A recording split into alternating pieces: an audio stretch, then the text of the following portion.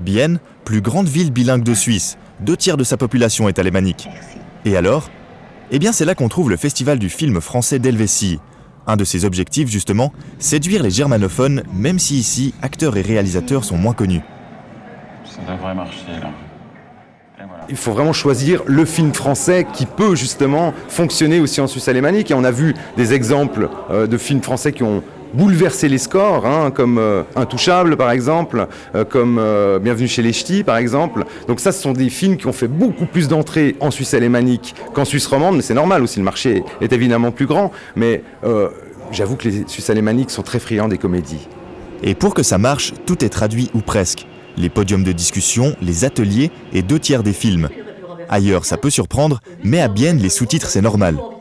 À Bienne, on est habitué, c'est toujours en version originale, et puis les sous-titres sont soit en allemand, soit en français. C'est mieux avec les sous-titres parce que je peux comprendre mieux. Ouais. Normalement, on les regarde en allemand, mais en version originale, c'est quand même plus cool. L'an dernier, le festival soufflait ses 10 bougies.